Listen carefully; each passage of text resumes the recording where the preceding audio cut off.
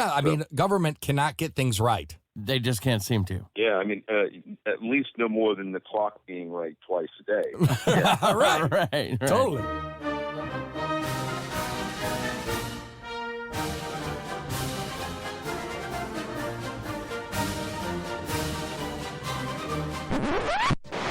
Information is free. The law. Their ears open.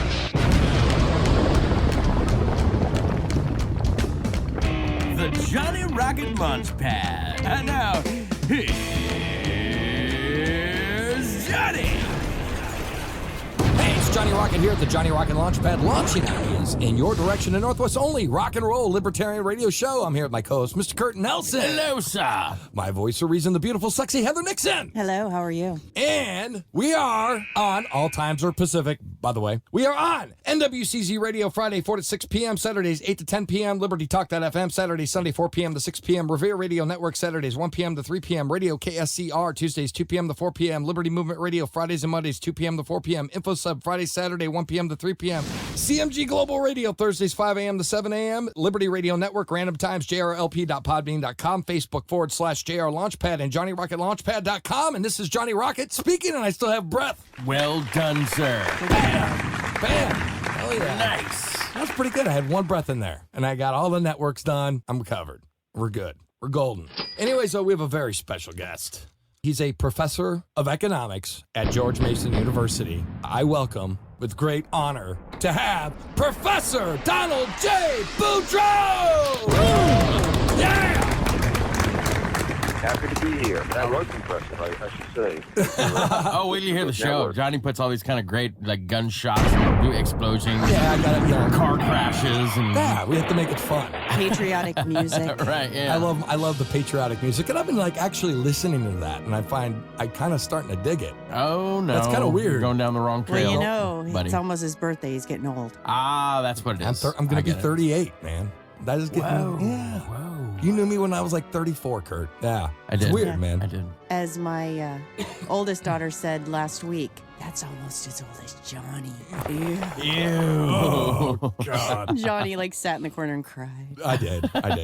Anyway, so we have Professor Donald J. Boudreaux, and he is a professor of economics at George Mason University. He served as the chairman of the Department of Economics at George Mason University in Fairfax, Virginia from 2001 to 2009. He runs the blog CafeHayek.com. He's lectured in the U.S., Canada, Latin America, and Europe. His writing has been published in the Wall Street Journal, Investors Business Daily, Regulation, Reason Magazine, Ideas on Liberty, Washington Times, Journal of Commerce, the Cato Journal, and several other journals. Man. This guy's all over. Was the president of the Foundation for Economic Education, associate professor of legal studies and economics at Clemson University. He's been on Russian television, and he also has a video series called Mr. University. Awesome, great stuff. And his book, Hypocrites and Half-Wits, and his topics that he has covered in the past is modern standards of living, trade and progress, history and American antitrust laws, and basic economics of politics. Jeez Louise, what Man, hasn't he you could, done? like, take up the whole show with this guy's credits. He's I know. incredible. He's incredible. It's incredible. It's incredible. So, Professor Boudreaux, are you a libertarian? Let's just start with that. And why? I am indeed a libertarian. All right. Card I carrying? I don't have a card, but my libertarian credentials are pretty solid. I haven't ever encountered a government program that I approve of. Well, there are some that I disapprove of with more vehemence than others, but I just like them all, including government-run higher education. It's an irony that I'm an employee of such an institution. I understand the irony. I became a libertarian at the age of 18 because I took a great economics class, which instructed me in how society worked pretty well on its own without any central direction. In fact, when central directors in the form of government agents try to improve upon society, they only screw things up. Yeah, I mean, government cannot get things right. They just can't seem to. Yeah, I mean, at least no more than the clock being right twice a day. Right. Totally. Absolutely. And my philosophy is, can we solve these problems without government intervention? Is there a way the free market can solve these problems? And generally, 9 times out of 10, the free market is more efficient, it's faster, and it's better all around. And it's less wasteful. Yeah, it's more creative. It's Absolutely. more creative. The thing about non-government solutions is that you bring into the solution pool the number of people who are willing to work on solving the problem. You bring in as many people as want to work on it, and that can be literally millions from all around the world. They don't have to have licenses. They don't have to be credentialed. They can be from your country, from another country. When the government tries to solve problems, it does so by a strict recipe book, and it limits it to this group and that group. But the beautiful thing about the free market is it taps into much more creativity than any government program could possibly tap into. Right. Right. What is your case for economic freedom? You had a video on this. Well, I have what might be called a consequentialist case and a moral case. I mean, at the end of the day, my libertarianism is built rests on the foundational belief that freedom is a moral good. And that we're entitled to freedom, but I also believe that its consequences are good. And on this, you look around, you look at history, you look around the world, places that are more free or more prosperous. And I don't mean more prosperous for the elites. I mean more prosperous even for the poor in those places. Ordinary Americans today live far, far better than did the likes of King Louis XIV of France or Queen Anne of England just a few hundred years ago. We have luxuries. We have a life expectancy that these people could only dream of. Certainly compared to how the masses of people lived long ago, we're off the charts, accurately rich. That's a product of economic freedom. Right. Well, you were talking about that in your Mr. University courses. You were talking about how recently we have boomed since the 1800s and society's timeline's like a hockey stick. Maybe you can kind of go into that. Well, the as best as we can make these figures out, if you look at what ordinary people lived on, if we put it in modern American dollars, comes to about $3 per person per day on average from the beginning of history up until about 300 or 200 years ago, depending on where you were in the world. And that's basically subsistence. So except for the really, really upper crust of the elite, most people live at subsistence about $3 a day. Suddenly, about 200 or 300 years ago in northwestern Europe and then in North America, that changed. The level of increase of ordinary living standards just shot upward. And so today in America, conservatively estimated, the typical person lives on about $100 a day. Right. I think a better estimate is close to $300 a day. So 100 times more, at least 30 times more. And this is historically really unique, and that's something that we don't appreciate because we take it for granted. But if you took our ancestors from just a few generations ago and you brought them forward to 2015 and you showed them how an ordinary middle-class American family lives, they would be astounded and delighted. They would think they were in some kind of magical kingdom. Right. Totally. Absolutely. Yeah. It's just boomed since the 1800s. It's just completely taken off. And then the development and all these great things. Is Adam Smith talked about the division of labor. Maybe you can expand on that, sir. Well, the division of labor, of course, is important, where we each specialize in doing what we do best, and let rely upon other people specialize in what they do best, and we trade and we all gain. That was an important insight that Adam Smith emphasized.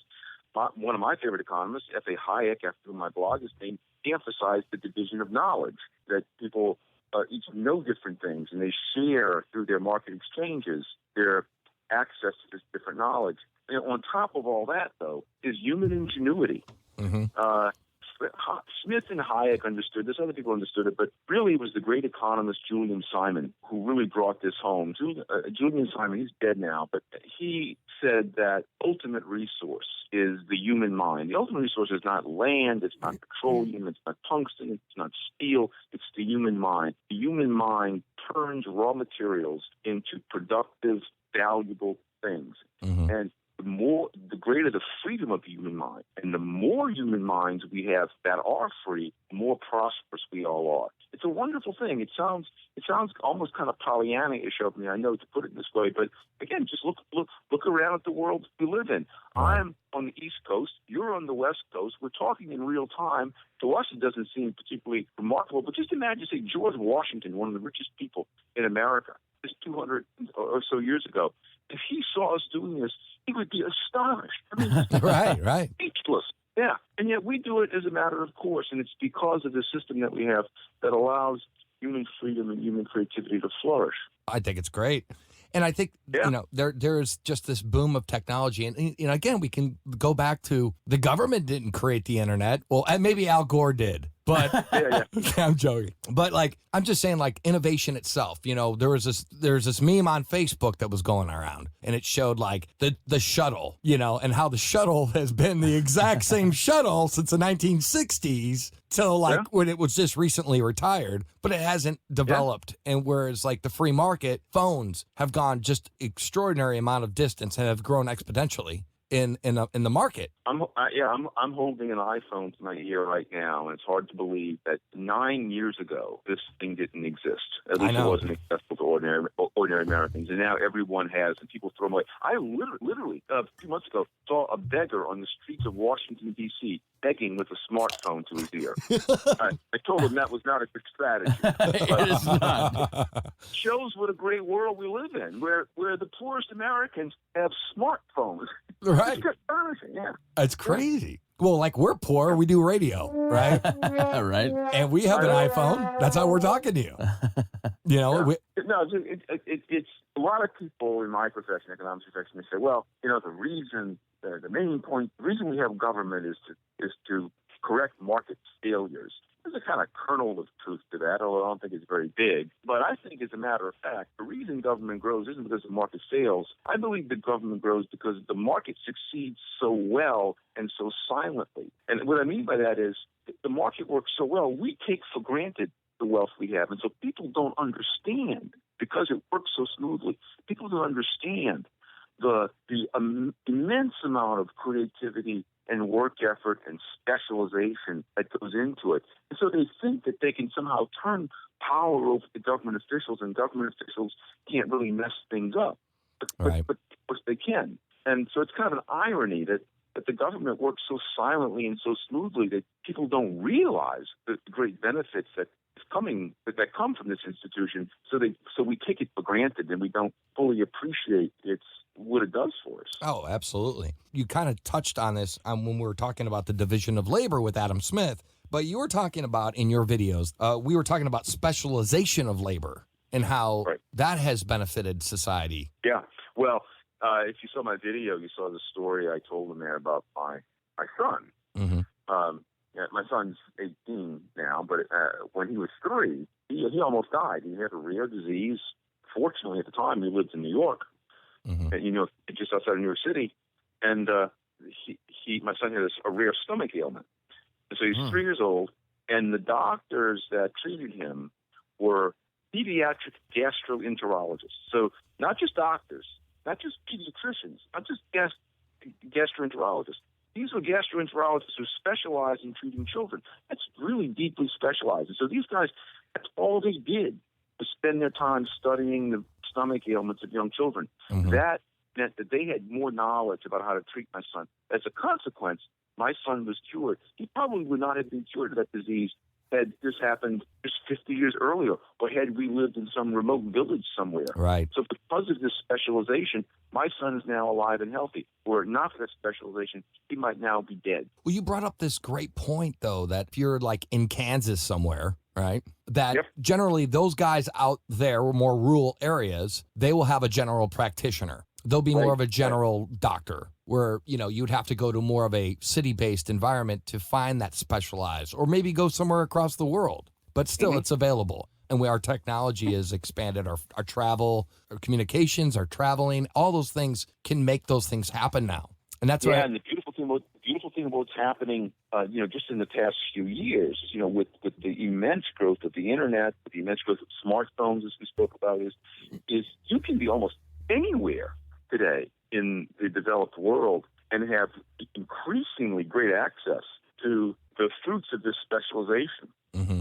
So the person in Kansas today in 2015 is nowhere near as remote as he was or she was in 1985, and certainly nowhere near as remote as in 1915. Absolutely. Yep.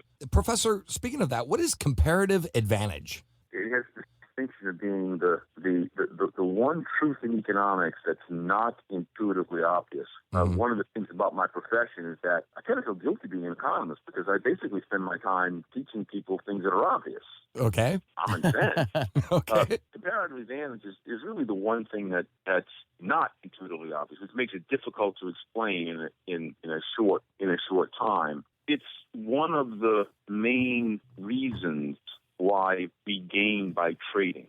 Again, because it's not intuitively obvious, because no one has a good elevator speech for explaining what comparative advantage is. But there's a great video on it.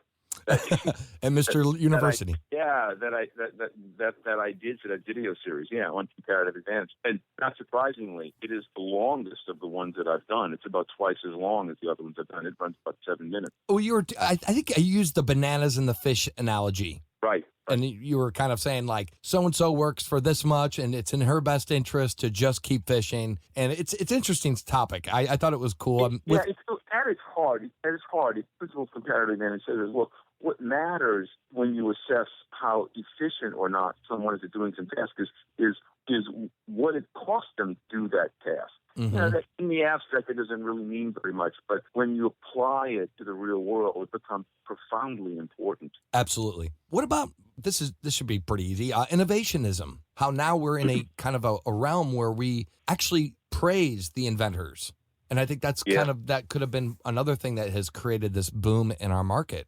I think it is, and this is an idea that is now being researched by the great economic historian Deirdre McCloskey, who's at the University of University of Illinois, Chicago. And her thesis for why the Industrial Revolution happened when and where it did is that it was at that place in northwestern Europe and then in the United States where economic change and entrepreneurs and business activity became socially acceptable. Right. And so it was something we wanted to do. Up until that time, the admired professions were being a warrior, or being a priest, and being a business person, being a merchant, being an entrepreneur was considered contemptible. In sort of the same way we would consider prostitution. Or a musician. I won't comment. We're musicians. That's why we said that. I know that. Yeah. He's like, that's why he's not commenting. Well, no. When society admires a certain type of work, people are attracted into that because we're gregarious beings. We seek and we want the approval of our fellow human beings. And if our fellow human beings look with disdain upon someone who goes into business, well, they have very many people going into business.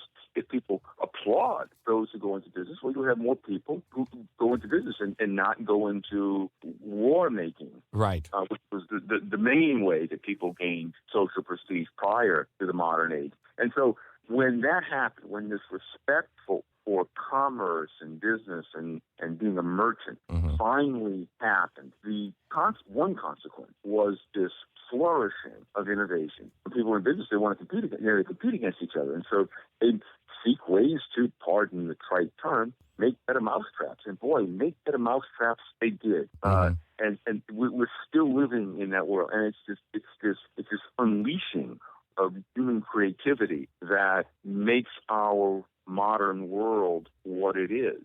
Right on. That gates the prosperity that we enjoy today. Right on. Professor Boudreaux, what is your book, Hypocrites and Half-Wits, about? I mean, I heard it's a series of letters. Is that correct? Yeah. When I was president of the Foundation for Economic Education, I took the job just about the time email was becoming popular. And I always wrote letters to the editor to newspapers because I read economic ignorance and those things, and I want to vent my spleen and write a letter explaining why they're wrong. So I got in this habit of writing letters to the editor. And so when I became president of the Foundation of Economic Education, I would write these letters and I would send them by email to my donors and people who were associated with the foundation. And that process took on a life of its own. And I still write these almost daily letters to the editor. And they're all very short. And a man named Bob Chittister, who runs the Free to Choose Network, he was the genius behind Milton Friedman's great PBS series in 1980 called Free to Choose. Bob likes my letters, and so he very generously helped me to collect 111 of those letters. Wow. Into Nice. a book. And so these are 111 of what we think are some of my best letters written over the years, and hopefully there'll be a second and third volume of those letters, and they're all very short. You don't have to read the book from cover to cover. You can skip and get there. It's just each one is an individual letter to the New York Times, to the Wall Street Journal, to the CBS News Bureau, trying to correct or elucidate on some economic matter that was in the news that day. And we chose the letters for the book to be timeless, ones that you don't have to you have to remember what was going on in June of 2004, for example, to read Right. this letter. So that it's a collection of my best letters to the editor. So it's a great book to have in the bathroom. That's Short exactly and what sweet. Yeah. That's exactly what it is. Yeah. Anyways, folks, Johnny Rocket here at the Johnny Rocket Launchpad, launching ideas in your direction. We're talking to Professor Donald J. Boudreaux. Check out his website, Donald J. Boudreaux, BOUDREAUX.com, and also check out his website, CafeHayek.com. So check him out, and we're going to be right back. We got Billy's Burns, whatever chaps his ass. Stick around.